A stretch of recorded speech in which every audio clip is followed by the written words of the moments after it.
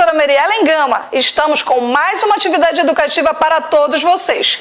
E como estamos na sexta-feira, aproveito a oportunidade para mostrar um pouco mais dos talentos dos nossos estudantes.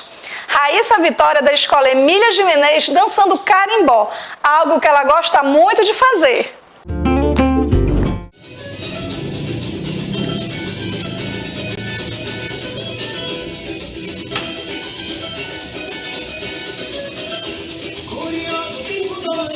Passarinho que te trouxe pra chamar meu carimbó.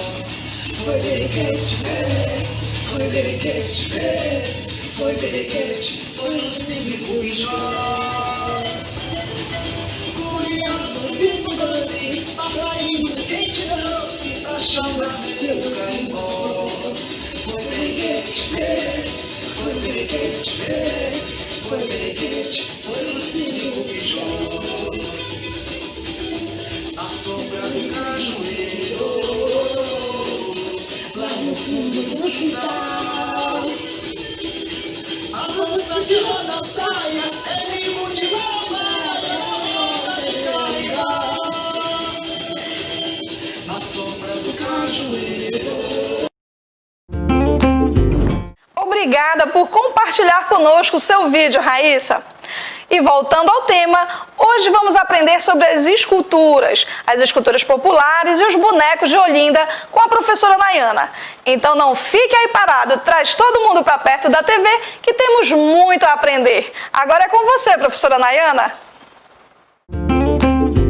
Olá, meus queridos, tudo bem com vocês? Quero mandar um abraço a todos os meus alunos que estão prestigiando o programa. Estamos chegando ao final de mais um ano e no mês de novembro, algumas famílias começam a arrumar a casa e prepará-las para o mês de dezembro.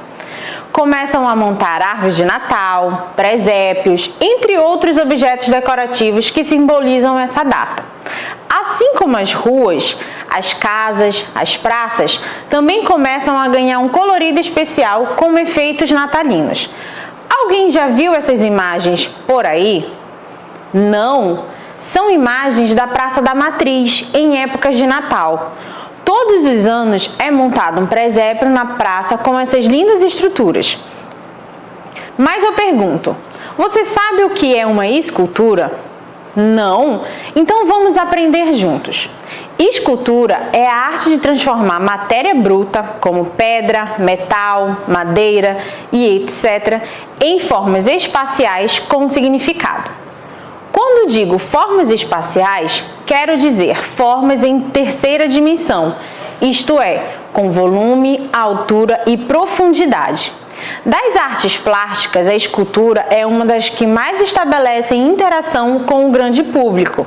Isso porque, geralmente, elas são pensadas e produzidas com a finalidade de ocupar espaços públicos. Às vezes, as esculturas são também projetadas para acompanhar complexos arquitetônicos, com o objetivo de compor um conjunto artístico harmonioso. É o caso das esculturas que acompanham as catedrais góticas da Idade Média e os palácios em estilos clássicos do período das monarquias absolutistas. Além disso, de acordo com a época, a civilização e a escola artística, as esculturas sofreram variações temáticas e formais. Isso se torna evidente quando comparamos as obras de um escultor renascentista do século XVI, como Michelangelo, com as obras de um escultor primitivo ou cubista, como Picasso, do século XX. Apresento a vocês a imagem Pietà, do italiano Michelangelo. É uma das expressivas esculturas do Renascimento. Outro exemplo que merece destaque é o Pensador, do escultor francês Auguste Rodin. Essa estátua foi terminada e exposta ao público no ano de 1888, integrando um conjunto chamado Portões do Inferno. Rodin havia recebido uma encomenda de esculturas especiais sobre os temas presentes no livro O Inferno, da comédia de Dante Alighieri. Muitos especialistas em artes acreditavam que o Pensador seja uma representação do próprio Dante. A expressividade dessa estátua é a única do movimento impressionista. A próxima imagem é uma dica de visita à Igreja de Santo Alexandre em Belém, que possui belas obras de artes consideradas artes sacras, que representa uma forma de manifestação artística que está intimamente relacionada com a religiosidade e o sagrado. Vejamos algumas imagens da igreja. É um local belíssimo e merece ser visitado. Vejamos na imagem alguns detalhes da igreja. Ela foi construída pelos jesuítas com a mão de obra indígena. Dentro dela estão os púlpitos, o altar-mor e os retábulos laterais, todos em madeira. A parede de pedras com 3 imagens de santos e belíssimas sacristias que enriquecem o cenário. Atualmente, o espaço recebe programações artísticas além de missas e casamentos. Que tal agora conhecermos um pouco mais sobre os tipos de esculturas? Vamos conhecer primeiro o que é escultura popular. As esculturas populares fazem parte de uma produção que traz em seus traços uma identidade, uma história. No Brasil, temos vários tipos de esculturas, sendo que diferenciadas em cada estado. Em Belém, temos o exemplo das esculturas de Miriti, tão presentes na época no Círio de Nazaré, que é um dos elementos centrais da cultura paraense. Na imagem, observamos uma das esculturas produzidas pelos mestres, que são chamados de miritizeiros. Suas produções são de diversos tipos e objetos, como por exemplo os animais. Você sabia que existe 2 tipos de classificação para uma escultura? A escultura pode ter 3 dimensões ou em relevo. Uma escultura em 3 dimensões mantém-se em pé por si só. Ela pode ser vista de todos os lados. Já uma escultura em relevo, também chamada simplesmente de relevo, é ligada ao fundo atrás dela, de modo que não pode ser vista por trás. Apresento a vocês uma imagem onde a gente tem essa exemplificação em que uma escultura mantém-se em pé por si só. Na segunda imagem, temos a questão do relevo, onde temos todos um detalhe, como se fosse uma composição de um quadro. Falando em esculturas, você já viu os famosos bonecos que são tradicionais nos carnavais do Nordeste, principalmente em Olinda? Vamos conhecer um pouco mais sobre esses bonecos? Acompanhe o vídeo.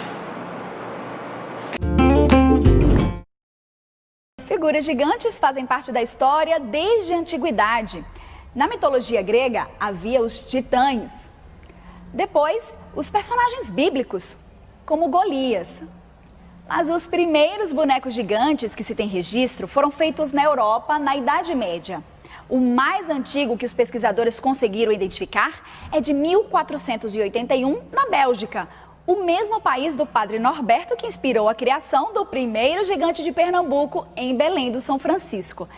Eles eram usados em procissões religiosas. Os santos de roca, feitos de madeira, com braços articulados e apenas com as cabeças e as mãos esculpidas, foram a base para os nossos bonecos gigantes.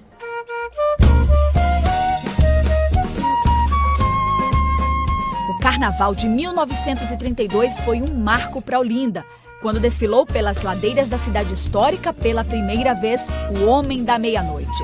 Obra de um carpinteiro, um pintor de paredes, 2 encadernadores e um sapateiro. O primeiro gigante de Olinda nasceu 13 anos depois de Zé Pereira. Foram 35 anos até surgir a Mulher do Dia.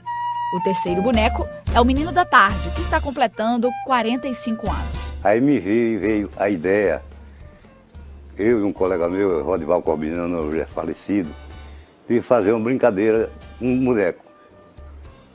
Aí eu disse, ele começou a fazer, botar nome dele, vamos fazer o Menino da Tarde. Ele disse, é uma boa, disse, filho do Homem da Meia-Noite com a Mulher do Dia. Existiam os 2, né? Faltava o filho. Primeiro eu fui atrás de um fogueteiro, Rock. Falei com ele, ele disse, se eu faço. Ele fez uma cabeça pequena. Eu digo, Rock, não é assim não. É feito Homem da Meia-Noite. Ele disse, eu não posso fazer não, a idade não deixa mais, aqui tem muito folga. Aí ele disse, eu vou ensinar uma pessoa a você. Ele nunca fez não. Mas se você falar com ele, eu acho que ele faz, porque ele é inteligente. Ele faz máscara de brinquedo. Ele me deu o endereço dele, ele me deu no Amaro Branco. Na mesma hora eu fui lá. procurei saber quem era Silvio Botelho. O pessoal disse, mora aí, Silvio Botelho era garotinho ainda. E lá, no primeiro contato, eu disse, Hernani, eu sei fazer isso. Máscaras de rosto, de papel, mas boneco de papel, não sei nem como tem ideia, como é que eu vou levantar uma parede de um negócio só de papel? Ele disse, não, rapaz, Rock falou que você usa a mesma técnica do que você faz as máscaras. Aí é quando eu entrei na história e pedi a Hernani, traz alguns barros para mim trabalhar, que esse barro eu vou precisar fazer uma peça de barro. Se você aprovar, a gente segue. Levamos 10 quilos de barro para Brasil. Isso tá bom, é barro demais. Esse agora é papel de cimento vazio. Eu digo, é nas construções, sabe? As construções o pessoal achava graça, né? É um boneco com fazer. Aí eu arrumei mais de 100 sacos de cimento. Isso tá bom, para que saco de cimento todo? Aí, na primeira semana, o Silvio fez a armação com o barro. Ele disse, olha, vem aqui depois, nem agora não, tá certo. Quando ele chegou, da outra vez que me visitou, com um pouco mais de 20 dias, eu acho, mais ou menos isso, ele disse, pronto, esse agora nasce o Menino da Tarde. Não aguentei, chorei, alegria, né? Mas ficou muito bonito. Ficou melhor do que eu pensava.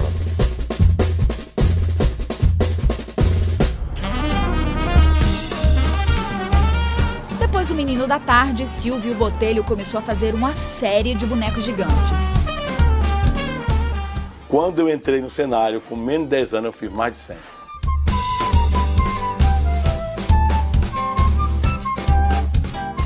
Quais são os critérios para uma personalidade virar boneco gigante de Silvio Botelho? O meu perfil de trabalho é para o carnaval e com a cultura. Porque a cultura, ela tem que ter seus ícones, tem que ter suas pratas. Silvio Botelho divide o ateliê em Olinda com outros 4 artistas plásticos e 4 ajudantes. Wagner está aqui pela primeira vez. Recebeu a proposta para fazer as roupas dos gigantes de 2019. Me fala dessa diferença de fazer roupa de gente e roupa para boneco. Eu acho que é a primeira proporção, né? Assim, pra gente é uma coisa mais simples, uma coisa mais delicada, né? Apesar do boneco também é delicado, mas é uma coisa, a proporção é bem maior, né? Tudo é em dobro, na verdade. Pra gente, digamos, uma bermuda é 1 metro, pra boneco é 5, 4, 6 metros, então assim, a proporção varia de pessoas para boneco nessa questão, na proporção mesmo, que é bem maior, né? A equipe é imprescindível, indispensável no trabalho da cadeia produtiva do que é carnaval.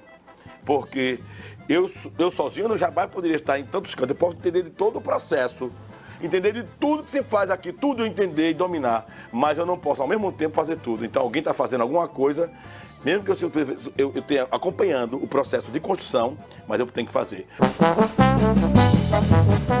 Neste casarão no Alto da Sé, turistas e moradores podem conhecer alguns dos personagens criados por Silvio Botelho.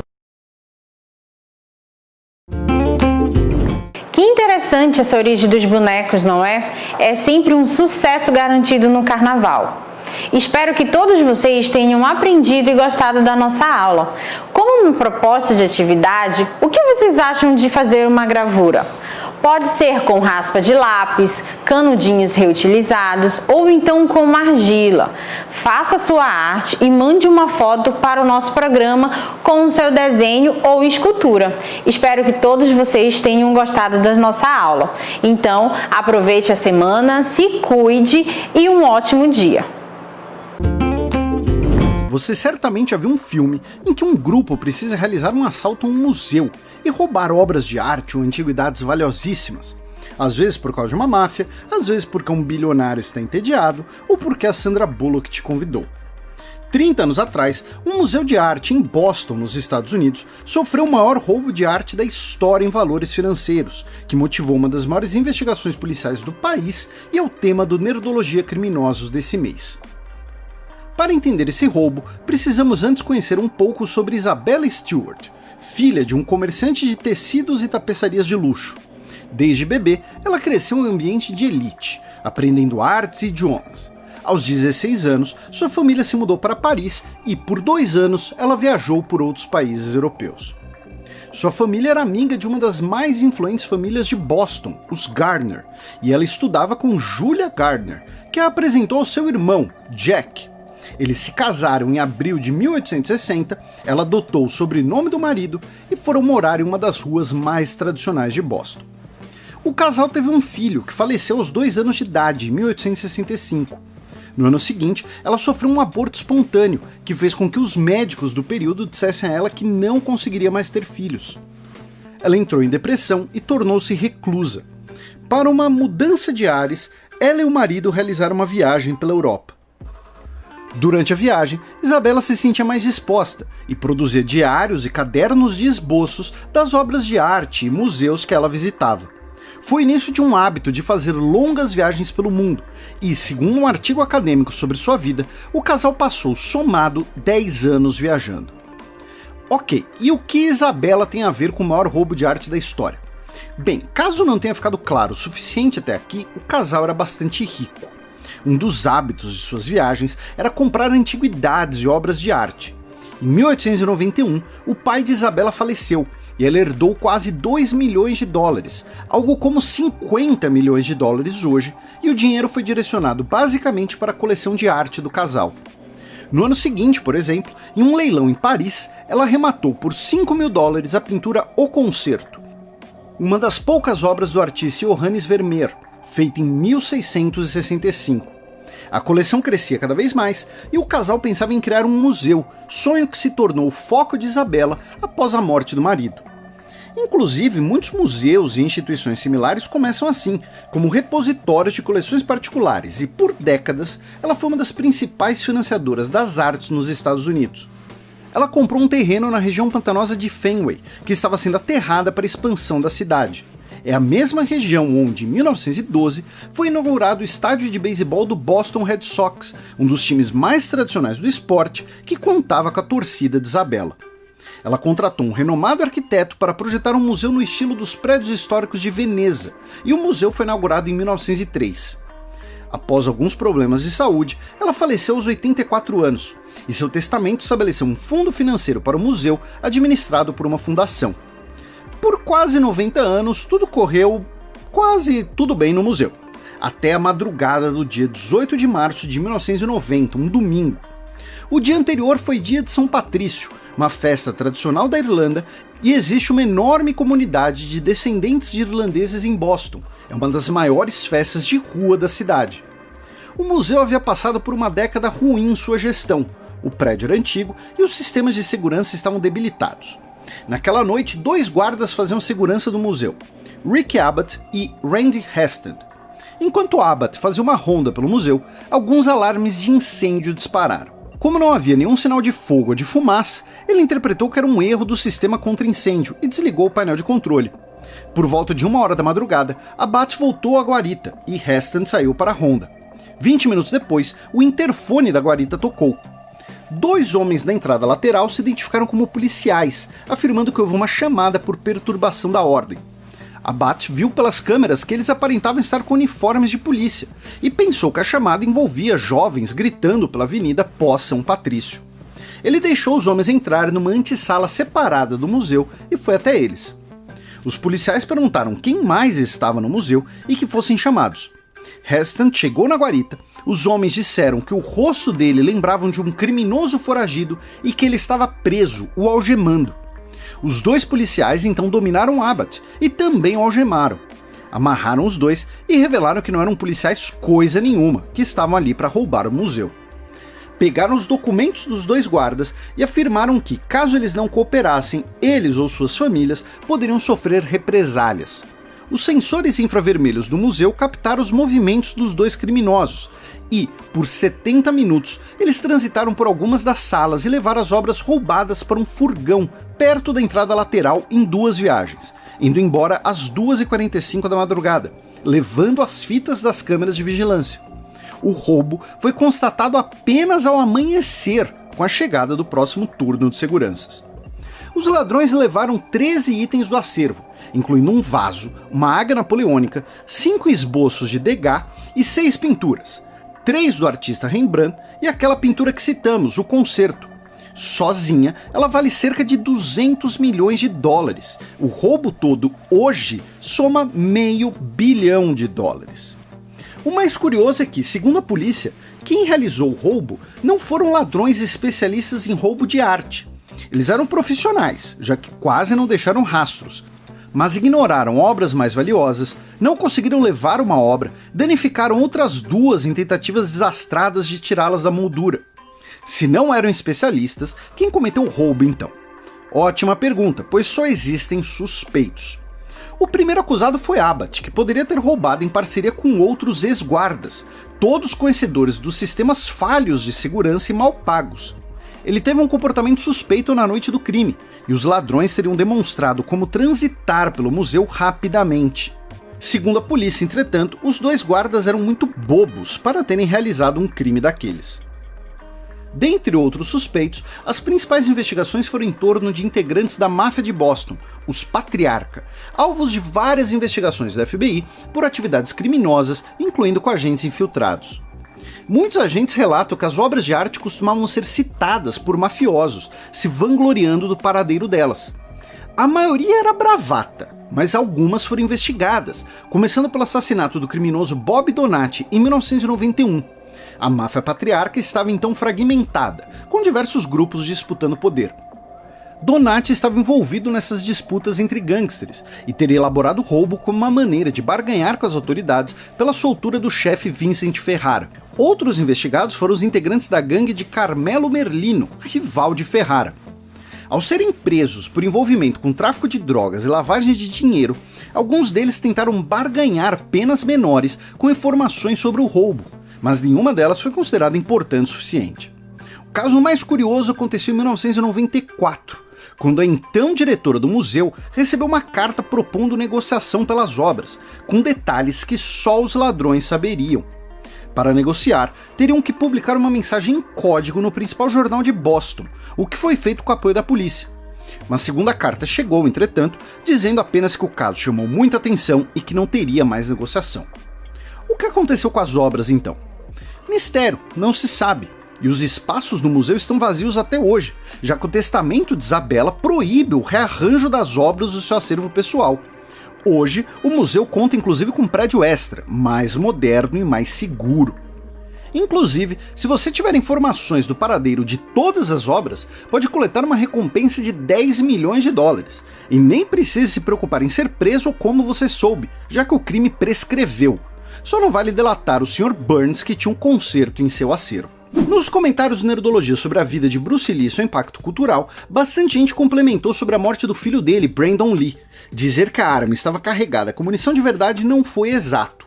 O que ocorreu foi que filmaram uma cena com aquela arma carregada com balas falsas, que ficam visualmente melhores em cenas próximas. Essas balas possuem projéteis, mas não possuem propelente. Um projétil, entretanto, desprendeu e ficou preso no cano da arma. Quando foram gravar a cena do disparo, usaram balas de festim, ou seja, balas que não possuem projéteis, mas possuem o propelente, para criar o efeito do disparo. A combinação do propelente da bala de festim com o projétil da bala falsa preso no cano que matou Brandon Lee. Pelo menos essa é a versão oficial. Também pediram a fonte da informação sobre ele ter estudado artes cênicas e não filosofia.